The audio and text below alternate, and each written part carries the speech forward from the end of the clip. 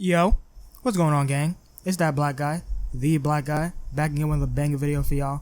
In this video, we gonna talk about that time that I just got too high, you feel me? I just got too smacked for my own good. You know what I'm saying? So, without further ado, let's get right into this bitch. So this story took place like two years ago, maybe, probably, something like that. Like, right before COVID, you feel me?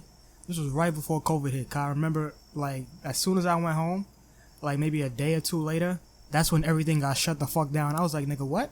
I was texting my friend. I was like, I bet, yo, this weekend we about to go crazy. I checked the news. Niggas like, yeah, it's nationwide lockdown. I'm like, wait, what? What the fuck is going on here? Like, but yeah, so this took place like 2 years ago, and I was hanging out with my friend. We gonna call this nigga Larry, bro. That's a funny name, alright? So this nigga Larry and me, we just vibing, you feel me? Doing the regular shit we do when we hang out. We just fucking smoking. I think we went to see a movie or something. And then we went to, we just went back to the crib to play video games and shit. So, you know, feel me, we back at the crib playing games or whatever. And at this point, we already been smoking for dumb long. Like, I think before the movie, we took an edible. But, like, during the movie, we didn't really feel it like that. So, you know, we was kind of shitting on the edible thing. Like, yeah, this shit was whack, bro. We gotta get something else to get smacked on, because that shit wasn't nothing. You know what I mean? So he comes back to the crib, and feel me, nigga has the blunt already rolled up and shit. He's like, yo, boy, like, feel me, let's get to it. So I'm like, alright, copy. And you know, at this point, like, I'm still living at home with my mom, so I can't really, like, feel me, just smoking in the crib on freely. So we gotta go outside and shit. And it's type dark outside or whatever. So we go outside, and he lights it up and shit. You feel me? And I started smoking it, and mind you, this is a blunt, a backwood. He rolled that shit fat as fuck, so it's gonna be lit for a pretty long minute. You know what I mean? So we're probably like halfway through the blunt, bro, and we just smoking it, talking about random bullshit.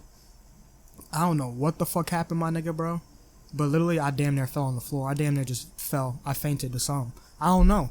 I have no clue. I couldn't tell you what happened, bro. I'm just standing there. I literally passing the blunt. I'm holding it there. He's just talking because he's smacked too. He's just rambling the whole time.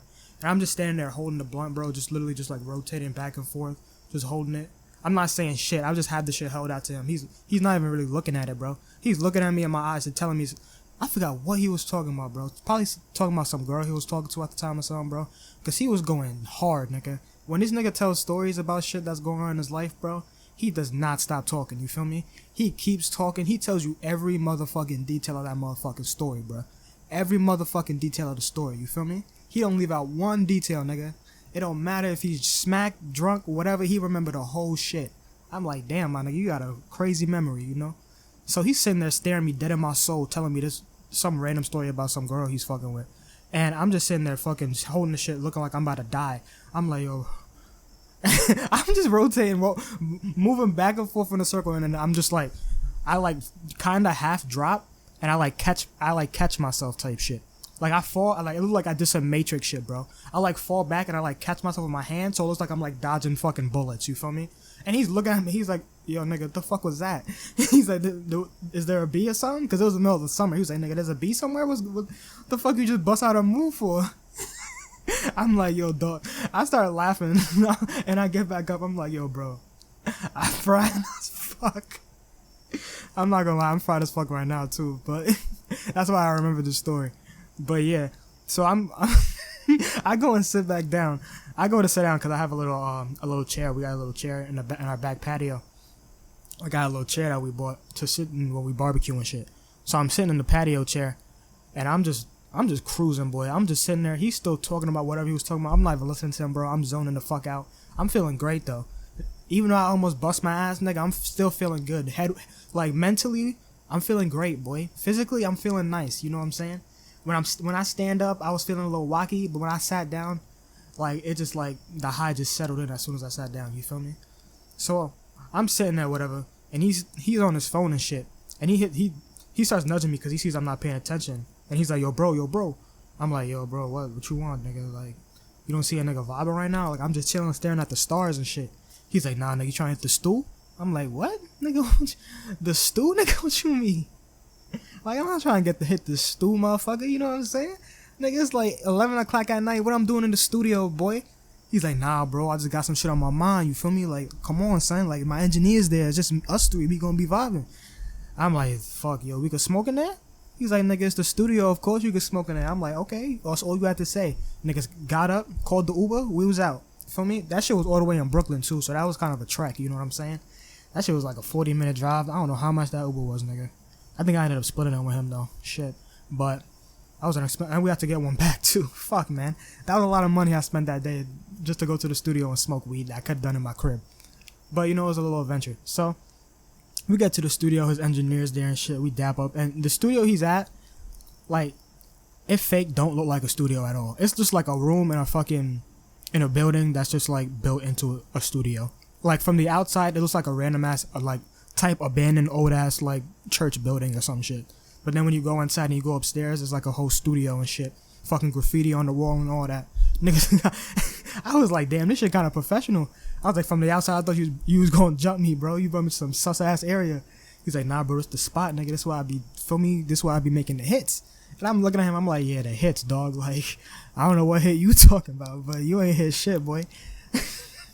Like, you know, I'm a good guy. I'm not gonna say that to him, but that's what I'm thinking, you know?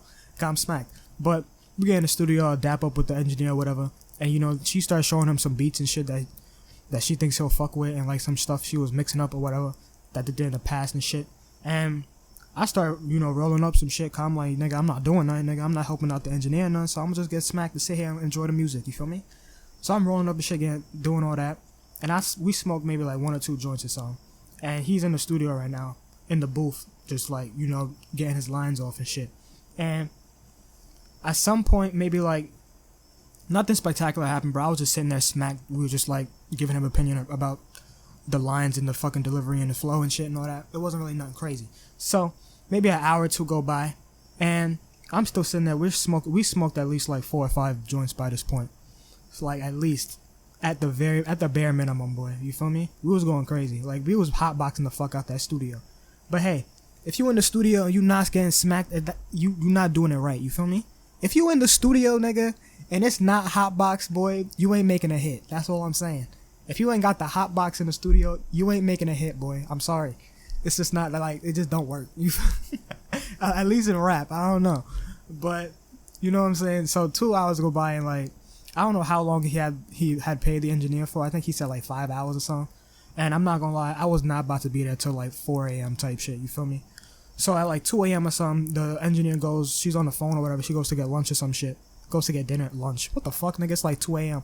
But she went to get some food or whatever from the deli. And he's taking a break, we're both sitting on the fucking shit. And we're just chopping up whatever, we're smoking the blunt. And you feel me? We just started talking about, you know, we're talking about music and shit. And he just randomly brings up, he's like, yo, bro, like, you trying to hop in the stool, bro? Like, we can get crazy real quick before she get back.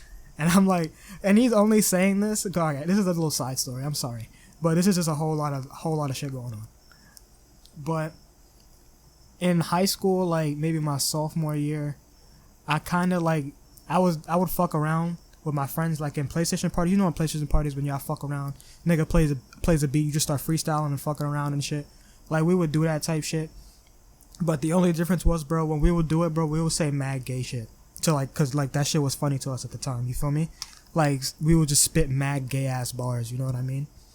So, I'm doing that, and I was low key nice at it, cause you know, it's not that fucking hard to do, you feel me? You just switch, like, it's literally just like any rap song, but instead of saying pussy and bitches and shit, you just switch it with some gay shit. It's not that difficult, you know what I mean?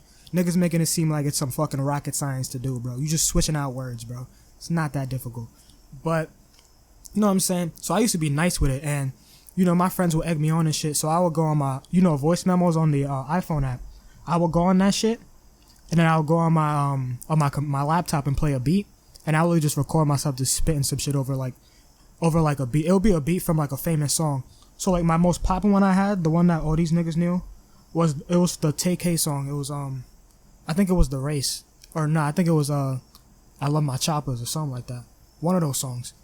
I did a bunch of these remixes, dog. But one of those songs ended up, like, actually, like, gaining some traction, because I sent it in a group chat, and you know how that shit goes, bro. You send it in one group chat, they save it, they send it in another group chat, that shit just spreads like wildfire.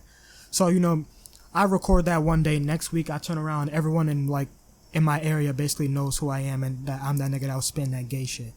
So it was kind of cool for a time, like, niggas knew I had bars or whatever, but, like, for me, like, it was low-key embarrassing, too, because, like, bro, first impression of a nigga, like, you was just gonna hear a nigga on a song spitting mad gay shit, like, what are you gonna think of that person? Like, truthfully, be honest. So, like, maybe like after a couple months or so of all that, I kind of just, for me, just kind of like brushed that shit aside. I kind of stopped doing it. So I never really rapped seriously, bro. I would just do it as a joke, and it actually ended up being good. And niggas would just laugh at it and shit. And it was just a meme, bro. I was just a meme around my area for a couple months, bro. Like niggas from, bro. I dated a girl that went to a whole other school, a whole other Catholic school, in a whole different area of our town or our area. And them niggas knew the fucking song, bro. They was asking her about it. They were like, yo, isn't your boyfriend, like, he made this song? They were playing it for her, bro. I was so embarrassed. I wasn't there. She texted me about it, like, during lunch. I was like, dog, like, no, this is getting bad. Like, niggas is actually asking my girl now. Like, they're going up to her and like, yo, this is your man's? Like, this is him? Like, he's spitting this gay shit. So after that, you know, I had to cut it all off. I had to tell niggas like, yo, bro, like, don't even associate me with that. Like, I don't do that. That was a joke, nigga. I started lying my ass off. I was like, yo, bro, I was fucking fried off my ass. I was smacked the shit. Like, I was damn sober doing this. We were just fucking around, joking around. But, you know what I'm saying? So, yeah, that was a little story. But back to what I was saying before. So we go in the studio, and, like, we're sitting there, you know what I'm saying, chopping it up and shit. He's like, yo, bro, like, for me, go in there, you know, hop on a beat, do some shit. And I'm like, I'm half thinking about it. I'm like, you feel me? Like, that would be funny as fuck, right? This is my first time in a real studio type shit. If I actually did that, that would be funny as fuck. So he's like, yo, bro, like, fuck it. We not recording or nothing, bro. It's just us two in here. Like, just do it for fun. So I go in the studio. I go in the booth, I mean. And you feel me? Fuck, I forgot what song he played. It was, bro, I think it was that Kodak Black song. What's it called, bro? What's it called? Do, do, do, do, do, do, do, do, do, do. I forgot the name, bro. Oh, my God. Damn. Whatever song that is, that Kodak Black song. No Flocking. I remembered it just now. Thank you. No Flocking. That song, bro. He played the instrumental to that shit, boy. Oh my God. I started going crazy. I'm not going to say what I said because half of it I don't remember and the other, like, it's gay. So I'm not going to say it. But it was funny as fuck. We had a good laugh out of it. I did that for like 2-3 minutes. And then, you know, we just laughed about it and shit. Engineer came back in. He finished doing what he was doing. Called the Uber back home. And like, feel me? That was what happened. It was a pretty fun night. Like, I spit some bars, you feel me?